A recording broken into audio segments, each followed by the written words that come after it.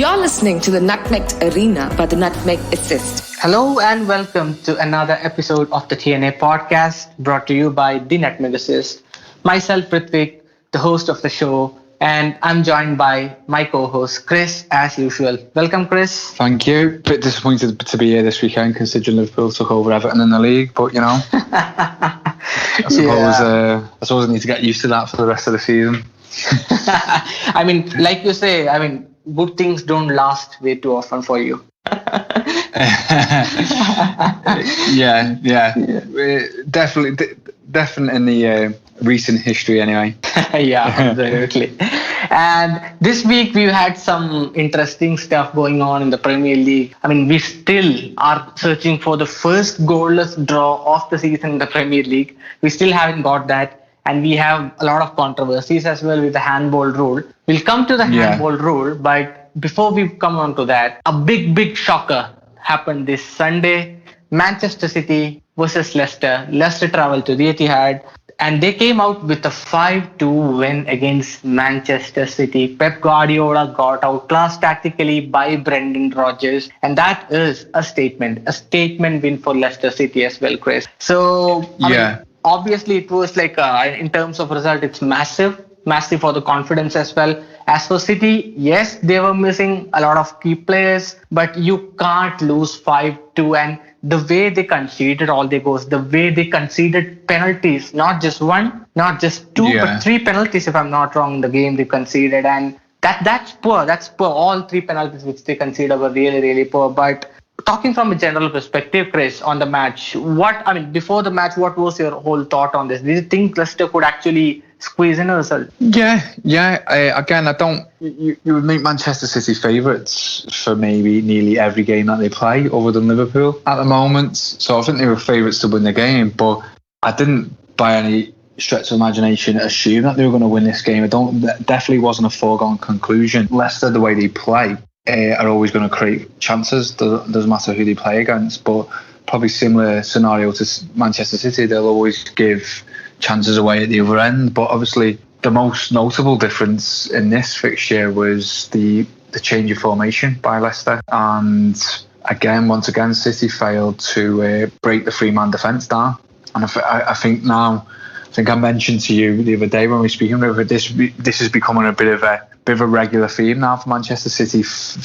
Lyon are played okay. When you look at Leicester, obviously their three at the back were operated slightly differently to the way Lyon approached their game, but in a sense that I think Leicester's was more of a 3-4-3, but the outcome and the way they actually got at City was similar to Lyon in a sense that they were both finding lots of space and the ability to run at Manchester City defence. And once you beat that first press, City have got issues at the moment, which we'll come to, and I'm sure you'll agree with in a minute. But once you beat that first press from the strikers, or from the front three, or the front four, depending on what formation that they play, you've got a chance of scoring against them. You really have. Or at the very least, you've got a chance of having a good chance of scoring. Whether you score or not is obviously dependent on the quality that team shows at that moment. And that's not something you're used to seeing with a Pep Guardiola team. Pep Guardiola probably similar to the way Klopp approaches pressing, probably not as intensely as Liverpool do the counter press. But with Manchester City, they very much press high with. It's like a calculated risk, isn't it? It's sort of you press high and try and win the ball back as high up the pitch, knowing that maybe on one or two occasions the opposition might get in behind you and maybe they will get a chance on goal. But given the fact that Manchester City have the quality that they have, and given how good that they are keeping the ball, that's the calculated risk. You allow that to happen on the basis that 8 times out of 10 you'll get the ball back and then score yourself. So, but in this game it was completely different. It felt like Leicester were bypassing them at every opportunity, and then obviously the quality of defending at the moment, Manchester City's defence is just not good enough. It doesn't matter what way whether you want to focus on the centre backs or the full backs or the way they're organised. Individually, they're not good enough. Collectively, they're not good enough, and they're not getting organised good enough. Yeah, I completely agree with you there as well, mate. And especially what was pretty much surprising for me was that Pep was pretty harsh on Fernandinho the whole game, especially the first half, where he was very much critical of Fernandinho. And surprisingly, he took Fernandinho off. I think probably because he Yeah. wasn't having the perfect impact in the game. Yes, but I think that probably cost them a lot. I think he got the substitution wrong. I mean, you look at Oh, the way absolutely. Yeah. you look at the way the game went. City scored a wonder goal. I mean, the set piece was defended well by Leicester. James Justin actually cleared it out to a low risk area or a low shot area, and the finish from Mahrez with his bigger foot was magnificent. And I think it's already one of the goal of the season candidate as well. The technique Yeah. was brilliant, and pretty much City were passing, but without no purpose. I don't think there was much purpose in City's passing. The way they tried to break Leicester out. Leicester were very much compact. Off the ball, they had the five at the back, and Mendy sitting right in front, and Mendy did a good job. I mean, you have concerns over Mendy as well, and definitely when Wilfred and Ndidi comes in, I think Mendy does not play. He's the one who's going to get left out. Amarte played in centre back. Johnny Evans, Soyuncu played a centre back. Castagna and James Justin right and left. They completely were compact, and due to this whole compactness, City had to find ways to attack through the wings, through the flanks, and you saw Kyle Walker and Mendy get on to the flanks. Walker was especially present in wide areas, and most often Fernandinho and Rodri are two players who pretty much like to pass it vertically, and Rodri is someone who's not very mobile as well. I mean, you could probably say he's kind of a Pep Guardiola when Pep Guardiola was a player. He's kind of that profile, and he's not very mobile as well. So I mean, you always have concerns over how Rodri performs when the opposition gets the ball and goes on counters. Yeah. I would go as far as saying, I mean, the issue is not just his mobility. He's not good enough. He's not good enough to play the role at the moment. Whether he gets better or not, you don't know. But at the moment, they're relying.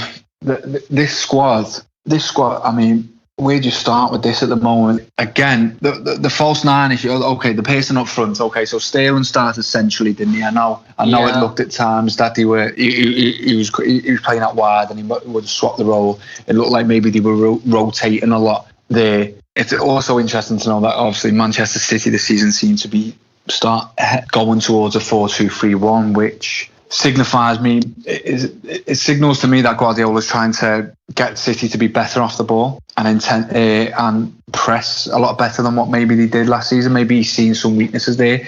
I don't know. But you can't just stick anyone in that position, in that false nine role, or again, it wasn't even a false nine role really. If you play a 4-2-3-1, that one is not a false. It's not a false nine role because where you're dropping into, you're dropping into the area that De Bruyne is supposed to be playing. And again, I don't know if it suits De Bruyne playing as that number 10. I think I need to allow him to roam around the pitch.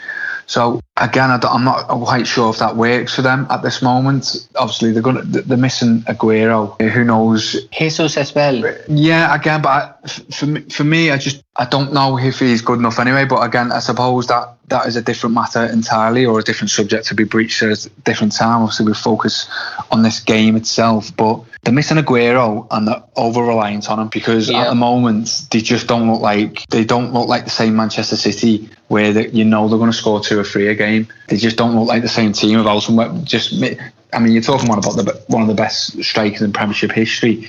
That's a given that you would miss him. I don't know. I mean, where do you start at Manchester City? I mean, I've tried to break this down as much as possible before we went on tonight's show, but there was that many issues that I was writing down. I thought, Christ, this is its own podcast in itself at the moment. Yeah. Because I was thinking, you sort of like, you try and break it down. You think, well, obviously that sort of second foil to Aguero, or just a striker that offers more of a goal threat than Jesus. That's one issue. But then you've got the Rodri issue. Rodri's not. He can't be classed as Fernandinho's replacement at the moment. Absolutely. Nowhere near. You've got the centre half issue. For me, Kyle Walker's best days are behind him also. I still think there's question marks over the keeper's performance in the last 12 months. I really do. And I remember we spoke on another.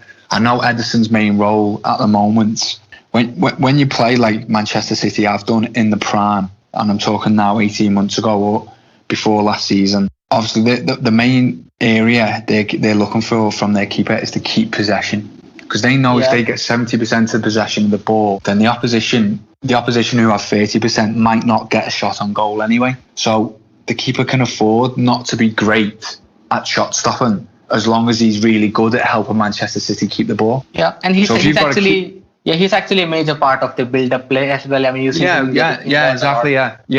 So if you've got a normal keeper, I don't know, Mr. Joe Bloggs, who sits in goal for you, and you're only keeping 60% of the ball, or even 55% of the ball, you know the opposition are going to do something with their percentage of the ball. It's likely because they've had quite a bit of it. So you need your keeper to be good at shot stopping, or you're going to need them to be good at some kind of ability at keeping the ball out of the goal.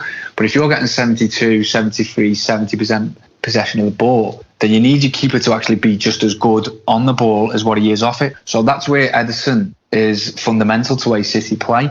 But at the moment, because you're getting the opposition are getting that many chances against Manchester City, then you need to be looking at the keeper thinking, well, we need you to actually be better here at actually keeping the ball out of the goal. Because again, it doesn't fill me with confidence to look at some of the goals that City have conceded sort of at the back end of last season and this season, and I think, oh God, could you have done better there? All right, Jamie Vardy's second goal, it was the second goal, wasn't it? The flick from the it is a bit of brilliant play, but then you look at it and you think, could your position have been a little bit better? Could your reaction of that be a little bit better? I always think you've got to compare every keeper in the league at the minute to Alisson, and if that's Alisson, it stays out the goal for me. And it's a key moment because that's the goal that puts City ahead, Leicester ahead, sorry. And I think it's 5 minutes after Fernandinho went off the pitch. So again, it changes the whole complexion of the game. So I think there's an area to be worried about there. Maybe not necessarily as a replacement for Ederson, but certainly he needs to improve. So they're just the issues that I've highlighted on the pitch. And this is where my defence of Guardiola comes in. Now, he's getting a lot of stick at the moment, and a lot of people, obviously rival fans, are going, hammering him, saying, we spent this money in this, but and that's fine. But let's compare this to Liverpool for a second. When Liverpool make a great signing, or they make a signing of good business and they spend the money well, Michael Edwards gets all the praise. Do you know what I mean? And when Liverpool, like for example, like before you bought Thiago and before you bought Diego Jota, and they say after the Leeds game, and I think yourself said this, when it didn't look like they were going to sign a player, FSG get criticised. Klopp doesn't get criticised. Yeah, it's FSG. So Michael Edwards takes the praise, and FSG get criticised for not spending the money. So I don't think it's fair to say when Manchester City spend the money wrong, it's all Guardiola's issue. It's all Guardiola's fault. I mean, what are the club doing about this? Who's in charge of recruitment at Manchester City? It's Siki Begiristin and I have to say he has a good track record of signing, strikers, and his scouting network is also brilliant. That's the whole reason why he was bought by City from Barcelona in the first place. Soriano was also appointed as the, if I'm not wrong, CEO long back, and that's the whole reason they bought him. But his recruitment in terms of defenders has actually been very poor. It's been poor. Yeah, I mean, you have to call a spade a spade. It's borderline disgraceful, if I'm honest. Yeah, it is really terrible now. Okay, again, the manager will always take the hit on this, but I mean, I was using Liverpool purely as a scenario, or as solely as a comparison basis there, because that's what happens when Liverpool buy players. Everyone, obviously, Michael Edwards gets the credit, and rightfully so, because he's done some great business over the years. If Liverpool don't sign anyone, or they've signed, FSG have got it in the net. So again, Guardiola's got to take some responsibility for it. I'm not trying to shield them completely from the blame, but I think that's more from a tactical issue. I think he's getting stuck in between maybe knowing what his best system is and whether his players are capable of trying to play that system at the moment. But again, I think bigger questions have got to be asked above him at the moment. Yeah. On who's recruiting, whether they need a new sporting director in place, who's negotiating these deals, why are they spending the money that they are on certain players, and why has it took them so long to sort of? I said to you a different time, when Manchester City, when they won that league, when they finished 20 on 98 points that year, I said that's the best that they've now eclipsed. That's the best that they can do. They're not going to do that. And if Liverpool get maintain anywhere near the level of consistency that they did the second half of that season, they won the league the year after, and that's what happened. And City couldn't cope with them, and it weren't because I know they had some vital injuries. Sané and Laporte both got injury, and they were crucial. But they wouldn't. I don't think they would have maintained the consistency anyway, because I think the best players are actually going beyond their prime years now, and City are failing to replace them. Again, Gabriel Jesus is a good player. He's a very, very good player, but he's not Aguero's replacement, and he's nowhere near as prolific as him. We still don't know whether Ruben Diaz may be that future, but he's still not replaced Company. Fernandinho, there's still no kind of replacement for him. I know they've attempted to get Rodri, but again, looking at him now, and even looking at him at Atletico Madrid, I don't know why they identified him as the Fernandinho sort of to take over from him. David Silva, well, you're hoping you sort of look at the way Phil Foden plays and you're thinking, well, maybe he will get to that level, because I really think he's got some ability to go on to play at that level, but he doesn't seem to be fancying him at the moment, because he doesn't seem to be playing him centrally all the time. So I know he drifts in and he rotates. So again, I think there's massive areas of concern for Manchester City. I think going back to the actual match itself before we finish up and we move on, I think it's fair to say that maybe it is a one-off. I don't think they won't play a team with a Jamie Vardy in every week, and they won't play a team with that amount of pace who can counter-attack as good as what Leicester did on Sunday every week. So I mean, they will get better, and I still think they'll finish second, Manchester City, but I don't think they'll get anywhere near Liverpool this year because defence is not good enough. Yeah, and like you said, this is actually a whole podcast topic, to be honest, Man City and the way they've kind of slipped off in the recent past. But I mean, just adding to a point before winding up Man City, I mean, if you look at purely in terms of the game, they were actually, I mean, in during the build-up when they had the ball, they had the two centre-backs. It was kind of a 2-4 with Rodri and Fernandinho in between, and Kyle Walker and Benjamin Mendy getting forward. It was kind of that way, and Kevin De Bruyne was actually going and supporting Kyle Walker down the right, so that, I mean, he had some wide support runs and he was putting a few crosses in, but you had no moments from Sterling. You had no moments from Sterling. You had no moments from Foden. I mean, I think there were 2 or 3 crosses. I mean, the kind of crosses where Jamie Vardy scored that flick. I mean, if it's Jesus, I know Jesus hasn't been perfect, but if it's Jesus there, or if it was Aguero there, they would definitely be on the end of it. I mean, they have the movement in them, and I didn't see that from Raheem Sterling in that game. And I think that probably was also one of the reasons why Leicester felt like, okay, they did not trouble much, and City were kind of clueless at times. Foden had a bad game, in my opinion. Mendy, again, he couldn't create anything. I mean, he every time he got the ball, he could have tried for some adventurous pass, but he always played it safe, and they couldn't really build up the game apart from Kevin De Bruyne and Kyle Walker kind of trying from the right-hand side. So I felt Leicester did a good job tactically, and the penalties they gave were pretty cheap. The first penalty especially, which Kyle Walker gave away. I mean, his body position was wrong in the first place. Secondly, he just let Jamie Vardy run past him. You have to mark Jamie Vardy there, and you give him a cheap penalty. The penalty Benjamin Mendy gave away was absolutely cheap as well. I mean, that was a brilliant pass from Yuri Tielemans, right through Nathan Ake, and Castagne delivered. I mean, was it Castagne who got fouled? I guess so. And yes, things like that is probably, very, very important, the little things. Eric Garcia, I felt, had a good first half because he anticipated a lot of Leicester's attack, but second half he wasn't good enough at all. So yes, these little mistakes cost them, and also, I mean, there were tactical issues, like you said, Chris. So that was pretty much, I think, the reason for, and taking no credit away from Leicester as well, because despite going 1-0 down, you often see from Brendan Rodgers' team, when they go down, they kind of lose. I mean, they lose kind of hope at times. But Brendan Rodgers yesterday, he knew he couldn't play expansive against Man City.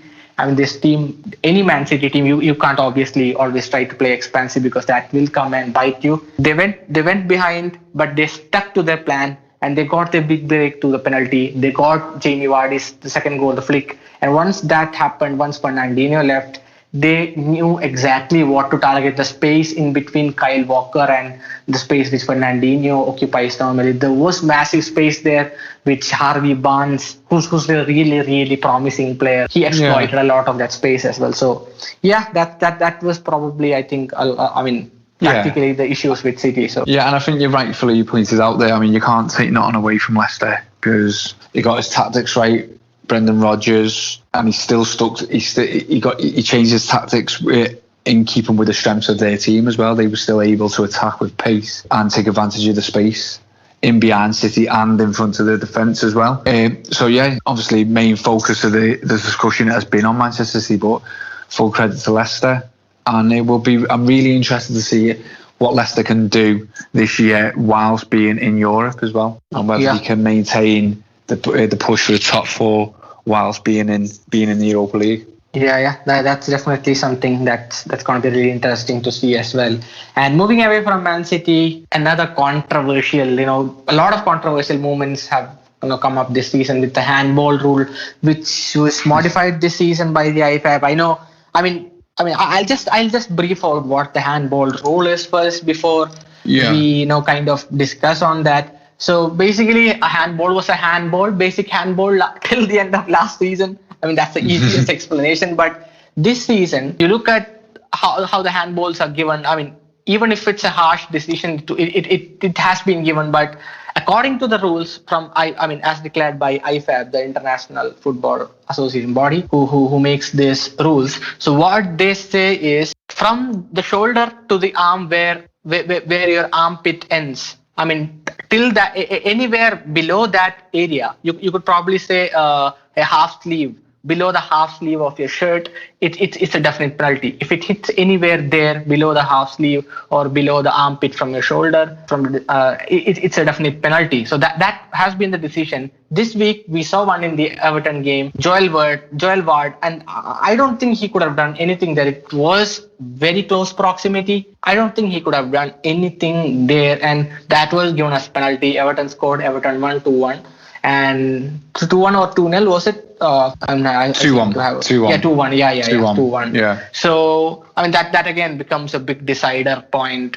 And you saw the next day Spurs versus Newcastle, dying minutes. 5 minutes before the match ended, I said, okay, Steve Bruce has brought on Andy Carroll, and he's going to tell Andy Carroll that, go on, Andy, do your thing, head the ball, score, and get us a point. And that's exactly what he did as well. But the only difference being he hit Eric Dyer's hand with his head, with the ball, and again, Eric Dyer is jumping, and it's normal that your hand also goes up. So I actually tried recreating that at home by jumping, because I was having a discussion on a football group with respect to that particular handball, and it is indeed tough. It's natural that your hand goes up. So anyone who actually plays football will obviously agree with me. And again, it was given a penalty. And based on, I read an article from David Ornstein and who was it? It was, I think, David Ornstein and Matt Slater on The Athletic, who said that the Premier League has spoken, the Premier League and the PGMOL, the referee association, have spoken to the IFAB and have decided to kind of show some leniency. So based on this leniency, the two factors which are very much important for this leniency is the proximity and the hand position. So based on last week's or the past penalties, the one which was given against Joel Ward and Victor Lindelof against Palace, those two won't be penalties from now on. But the one which was given for Eric Dyer, that will still be a penalty. Yeah. So this is the leniency that they mentioned, but I still think it's pretty much unfair to the defenders. And we have a question from Dieter as well, our patron, who said, do you understand the new handball rule, and does it make sense that they changed it at the start of the season? What do you think about this? Where do you start with this? This is for me the new rule. It's too open for interpretation now. And that's the best way I can say it. There's too many sort of. You could break down like some of the points that you've just done there, and you could sort of say like, well, what if this or what if that, and you could bring different scenarios up that are all different. So again, and I don't think that's been taken into consideration. They've just made a bit of a mess of it, haven't they? But saying that, and I'm going slightly off Adita's question here. The one thing that I would say is that, again, that a lot of people are saying, I mean, this has nothing to do with VAR or the referees. Do you know what I mean? They're just following the rule. They're following the rule that they have been told to follow. VAR are not in a position to come in and, at the moment you're seeing exactly what VAR is there for. And let me explain that in a bit more detail. Is that you're seeing the ball hit the hand. The referee might not give the decision, but then VAR is saying into his ear, you need to go and have a look at that. Referees stop and play, and then going over to the pitch side monitor. Now that is the process that we want to see in football. That is the process that VAR is there to do, in my opinion. You don't want VAR that way. The referee is still in charge of the game, and the fans have got an idea of what's going on. I know they're not there at the moment, but even looking at it on the telly. So that exact process is correct, in my opinion. We don't want to defer away from that process. That's what we want to do. VAR saying, I'll use Kevin Friend because he was the referee for the Everton game. Kevin, that's hit him on the hand. That you better go over there and have a look at the monitor. Okay, cheers, whoever's there. Stop play, go over there. Referee looks at it. He's obviously got the rule book in his head. Or he's actually, that's a penalty. Penalty. Now, obviously, we'll get to the actual decision in a minute, but that process shouldn't be. That is exactly what we want to happen. Whether it's handball in the area, whether it's a dive, that is the exact process. Now, you'll have to repeat those new changes for me there. When has that come into play, referee? Has that come into play today or since the weekend? It's going to come in play from the 4th week. That's the upcoming game week onwards. So I mean, It basically says that, I mean, if your hand is above your head, or if your hand is what do you call it? An improper position. It will definitely be a penalty. So it's proximity and your hand position, basically the two parameters. Now the proximity one is not an issue. Because you look at that, the proximity can be judged. Anyone can see that proximity. Whether you're a fan watching on the telly, whether you're a player, everyone can gauge that looking at the replays and say, yeah, it's the unnatural position and natural position that really baffles me, to be honest, because your natural position of the arm on a football pitch is dependent on your body stance, and your body stance is dependent on what the opposition is doing with the ball and maybe whereabouts he's doing it. So, for example, at no point should a defender be stood there with his arms by his side. That shouldn't happen. It can't be. If I'm a centre half and I look to my right hand side and my defender has got a left winger in front of him with the ball and he's stood there with his arms by his side, then I'm going to rollick him, because you can't be mobile enough to keep your hands by your side in that position. So how do they judge what is unnatural and natural? Surely it would be dependent on the player's position in accordance to the other player's position who's got the ball. Surely, do you get what I mean? Has to be. Yeah. So again, so as long as that is taken into consideration at the time, so they shouldn't have any issues whatsoever. But I've just made that sound really simple. But again, you can't make that a rule, can you? Then, because there's too many interpretations of it. So if someone crosses the ball, basically, I just want to know this question, Chris. I mean, based on what you're speaking itself. So, did you think the Eric Dyer incident was a penalty? Yeah. Oh. Because he jumped for the ball and missed it, and therefore, why wasn't it? Because his arm wasn't in an unnatural position. Okay. It wasn't in a natural position because he jumped for the ball and missed for the ball. Do you know what I mean? I think Dyer's was a pen. Yeah, I would be. And do you think that's fair? Because I certainly don't think that's fair. Because again, you jump like that, you miss the ball. It's pretty much natural that your hand comes behind. Again, it's down to interpretation of different people. But you see the PL referees, you see the PGMOL, you see ex-players like Alan Shearer actually say, I mean, you can't give that a penalty. It's again natural. I mean, in terms, again, maybe this is where the proximity then comes into the Dyer's one more than the arm in the natural position. But then again, this is another issue that they've got when they lay out these bullet points.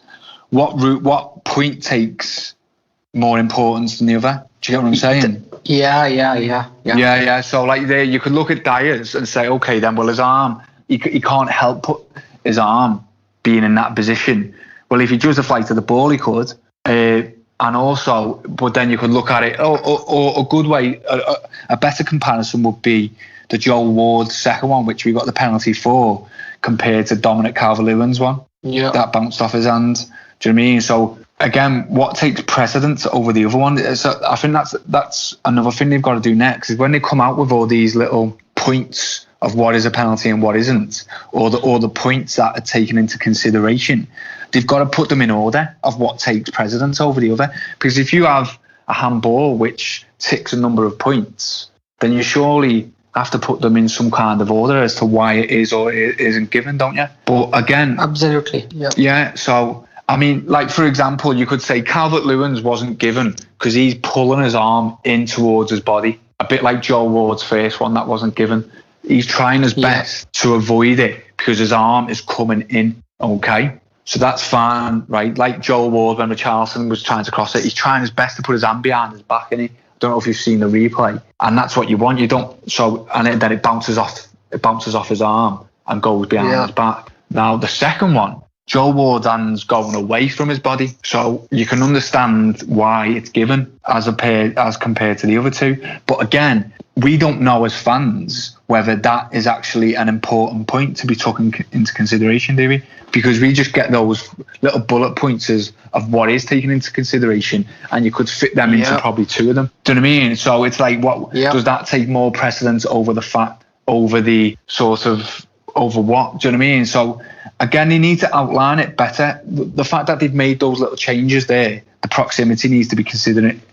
Well, I would have thought it was anyway. I don't know about yourself. Yeah, I would have thought the proximity was taken into consideration. You can't just chip it. Surely you can't be a yard away from someone. Like for me, like the Matt Doherty one against Southampton. Yeah. Surely that's not a penalty. It's too close. It's too close. You can't do nothing about that. Do you know what I mean? So surely the referee should look at that and go, hold on, he's only got half a metre there to react. What's going on? Do you know what I mean? So surely I would have thought the proximity would have been taken into consideration anyway. So I don't know. I still think they're going to have issues with it. I would point out though, what has been maybe the only plus point of the handball rule is the consistency in which the rules are the consistency in which it is given. I mean, you're seeing penalties regularly. That's because all refs are abiding to the one rule. Whether we agree with the rule, that is a separate issue, as you already know. But you're not seeing a penalty given for one reason and then a penalty not given for another reason. But when it's actually the same reason, do you get what I mean? They are getting consistently given across all games. You're not just sort of like, oh, Liverpool are playing Leeds, that's not given there. Everton are given. Do you know what I mean? Everton are playing Crystal Palace, it is given. It is actually getting given in all games. So the consistency is there from the refs. It's just the rule itself that, for me, still needs to be outlined. And I think what we're going to see, it's good that they've come out and spoke about it in the last couple of days, like you've pointed out. But I think what we're going to see as a result of that now is a lot more inconsistency. Absolutely. I do feel the same, that it's still gonna be a very, very, very confusing and controversial situation till the end of the season. And actually this has been implemented in other leagues where they've actually adapted to it at some stage, and which probably we might see next season in the Premier League as well. But we've seen 20 penalties so far in the Premier League this season. I think six or eight of them have already been, for handballs. And going by the current rate, and only 15 for Manchester United. They're even getting penalties after full time. So Bruno Fernandes might be very much happy. And coming to my point, if you go by the current rate, you will have 292 penalties at the end of the season and 88 given for handball. Obviously, that's not going to happen. It's just based on the current rate, which will kind of regress back to the mean again. But again, I definitely think that there's going to be a spike than the usual. It was pretty much, so I was pretty much surprised to see no one, kind of aiming for the hand in the Liverpool-Arsenal game. Normally you see people like Sadio Mane and Mo Salah, kind of being a little bit, cheeky and smart there. Also Aubameyang, but it was actually surprising for me to see that no one was really trying that option, which I feel is fair, which I feel is really fair. Again, but that's what it's going to come to. I do think we need to, and I've seen a lot of pundits talking about, like, I think this is something that football needs to be careful of, is that basically they're saying, they're going down the route now, pundits, because they're talking about it that much, they're almost interpreting the rule that a handball should only be given if it's deliberate. I don't agree with that. Definitely don't agree with that at all. Because let's face it, 99.9% of the time, who actually sticks their hand out as a defender to try and stop the ball with the hand? It doesn't happen, does it? Do you know what I mean? Unless it's a goal line where, like, obviously Luis Suarez, and it's like the quarterfinal, semi-final of the World Cup, and he's stopping his team from going out, and he tips over the bar. When do you actually see a deliberate handball? I think there's been that much attention over the last couple of days, and rightfully so, to the body position and the unnatural position of the hand and the proximity of the ball and proximity of the player and things like that. I think people are starting to forget about the football element of it. So let's say, for example, again, this is only something I thought of now whilst we've been speaking about it. So there probably is a flaw to this argument, or a flaw to this rule that I'm about to point out. But what if, like, for example, like a player goes to head it, okay, and the keeper, so I don't know, the defender is sort of, or midfielder, or just anyone who's defending the ball is, I don't know, 2 meters away from it, and he's about to knock it through, and that man is sort of like the last man. Not necessarily the last man, but if he doesn't hit his hand, the other player's through on goal. That's a goal scoring opportunity. Then surely that would be a penalty. Do you know what I mean? If the advantages took away from the team with the ball, it has to be a penalty, whether it's deliberate or not. Do you get what I'm saying? I don't know if that's been. Got it. I don't know. Maybe it was worded in a different way. But when I'm looking at the points of the handball rule, and correct me if I'm wrong, Rithwik, nothing seems to be related to the football element of the game. It all seems to be about body position, like I mentioned and quoted. Yes. Like, say, for example, if Salah's running through on goal and I don't know, he's cutting down the right wing, and a defender comes across the centre half, and Salah goes to cross the ball, Mane's in acres of space coming in, all he's got is a tap in, but it hits the defender's hand, but it's only sort of like a metre away from the body. It's not deliberate. His hand's in what you would call a natural position. Is that not a penalty? Well, surely it would be, because Mane was just going to tap the ball in the goal, wasn't he? But again, that would be unfair to defender. I don't think that's going to be a penalty. I don't see many referees. But what I'm saying is, if he was on the goal line, it would be a penalty. So what's the difference? Yeah, that's a fair shout. Yeah. Yeah. If someone crosses the ball in, right, and Van Dijk powers a header, beats the keeper, it's going in, and it hits someone on the elbow or the hand, the defender on the post, but he doesn't know nothing about it, then the referee would award a penalty, surely, because it's going to go in the goal. Yeah. They wouldn't say, oh, it's accidental and his hand's in a natural position. Yeah. Surely. I would feel massively aggrieved if Michael Keane's done a header, it beats the keeper's got no chance of getting it. It hits the fullback on the hand, blatantly on the hand, but he doesn't know much about it, and his hand's biased, like sort of like in what you would call a natural position, and the referee doesn't blow up for a penalty. I would be pissed off as a fan if that happened, because it's going to be a goal, isn't it? Yeah. Do you know what I mean? Yeah. So yeah. I think that's where they need to be careful of saying it has to be deliberate. I think that needs to be outlined a bit. If they're going to say that, if they're going to go down that rule, there has to be a few sort of like, hold on, if that happened, or like sort of a bit more of a, I don't know what the right word is, a bit more of an allowance, if you like. Yeah, I mean, like you said earlier, I mean, clarity is probably one of the most important things, but in terms of the refereeing decisions and laws of the game, you don't see much clarity out there on the internet, even in the journalism space much, because that's not shared in depth. That's not shared very clearly. That's exactly what we are seeing here with the handball rule as well. Yeah. Yeah, exactly. Yeah, and I think full credit to the referees at the moment, because obviously they're sticking to the rule. Obviously, we're all disagreeing with the rules in place, and I think that's become well publicised. But I think referees deserve credit actually for the consistency in which they're sticking to the rule, because if they weren't, they would be getting slated left, right, and centre. Oh, performance is not good enough. How's he not seeing this? How's he not seeing that? So at the moment, it's getting that rule sorted out, and they keep making little tweaks to it, and it's going to go down the offside route eventually, where it's just like no one knows what the hell's going to going on with it, and no one knows the rule. And it's like, why'd you change the rule so many times? Of course, it's going to add to the confusion when you've changed the rules some 14 times in 5 years or whatever. Do you know what I mean? It's just.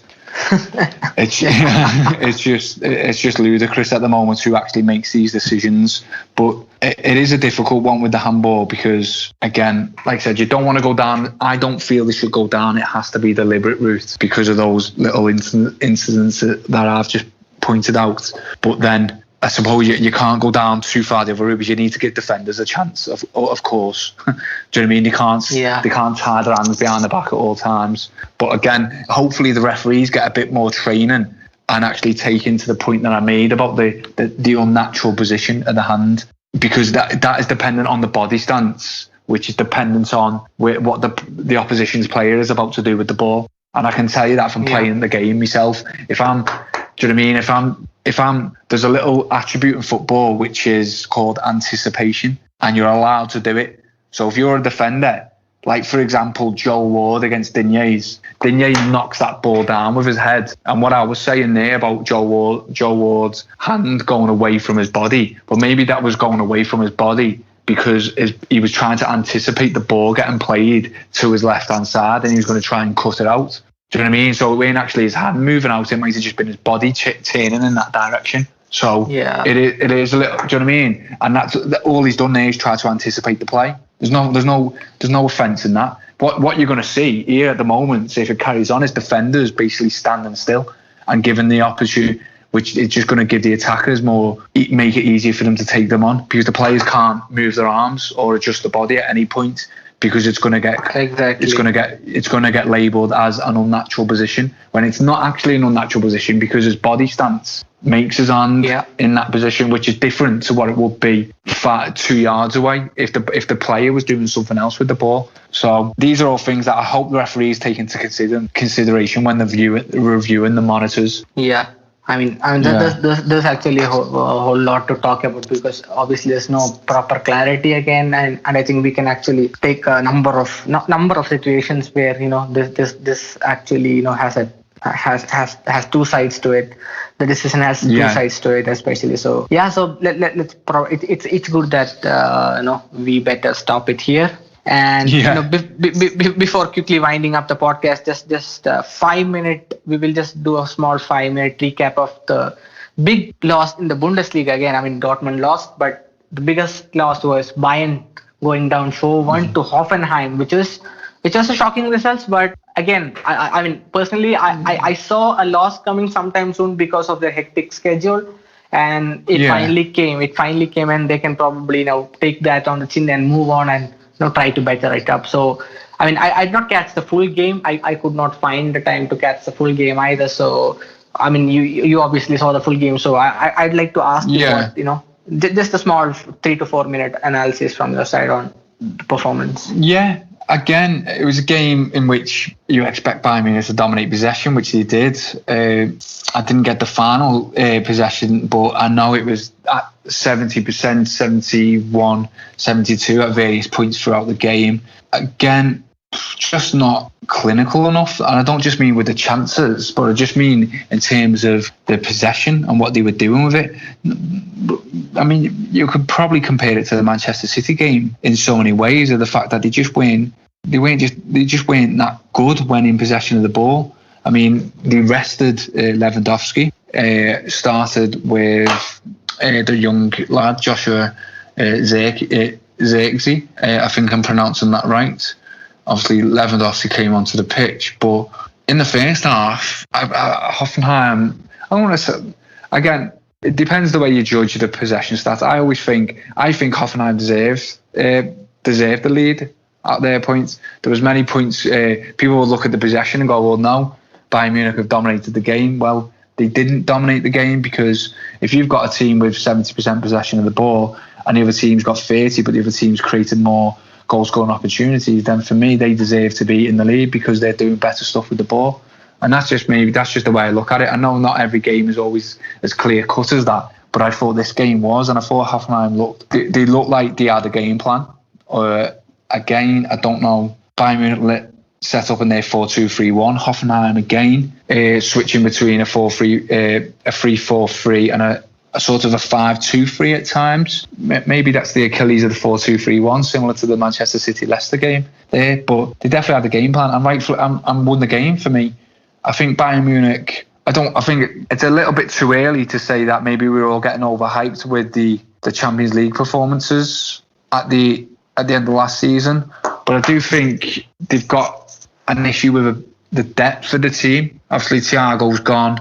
I know that as well. I don't know if Javi Martinez is gone yet, but he is. I know they might be looking to get him out. Yeah. And they're not really getting linked with any kind of other players coming in. I know they've been linked with Max Aarons, and I know they missed out on Dest, didn't they? Who went to Barcelona. So I know they are actively pursuing other options by Munich at the moment, but given the schedule that they've got coming up, and given the fact that people have made them clear favourites for the Champions League, which I don't agree with, because they're a little bit light at the moment, I would say, in terms of the squad, I think.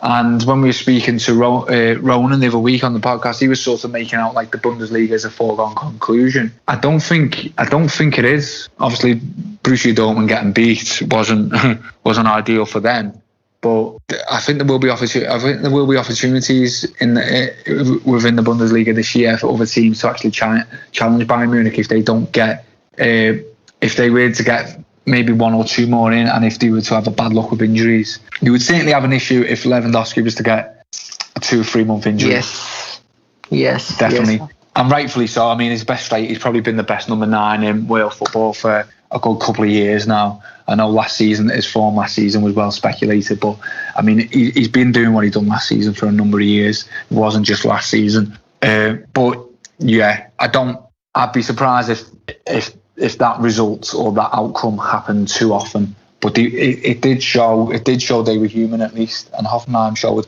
laid a bit of a blueprint on how to beat them. Exactly, yeah. I mean, I could not watch the full game again, like I said before, so no.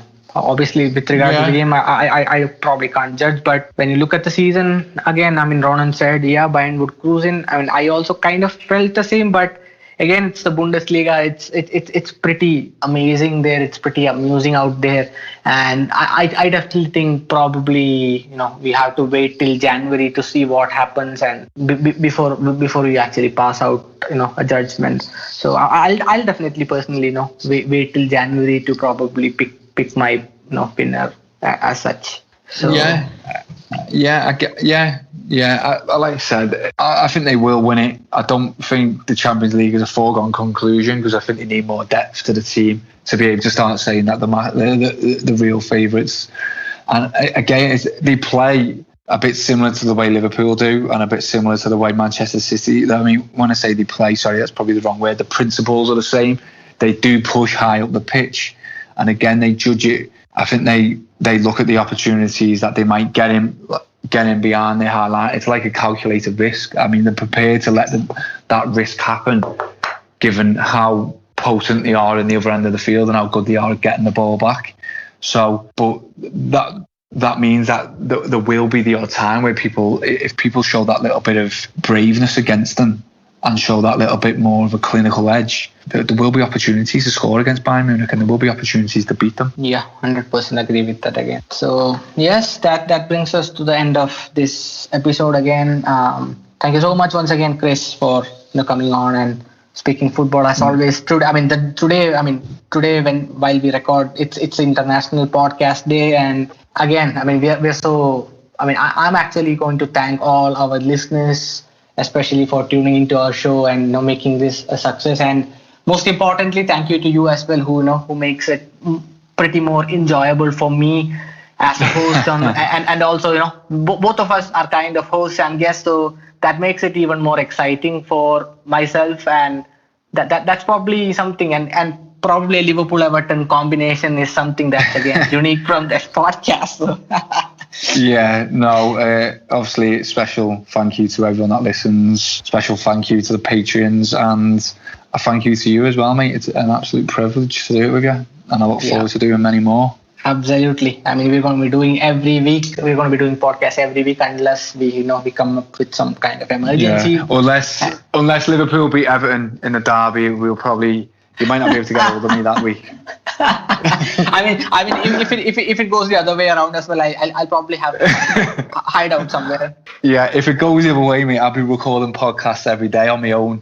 I'll just to highlight the issue. I'll probably have to quit, press the exit button from a WhatsApp group as well. Yeah.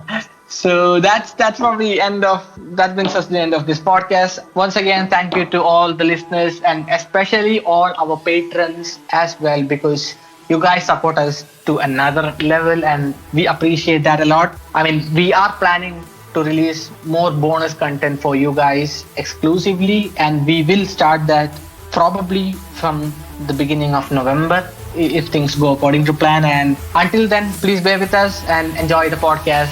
And that's it with this episode. Until the next episode, bye bye and take care.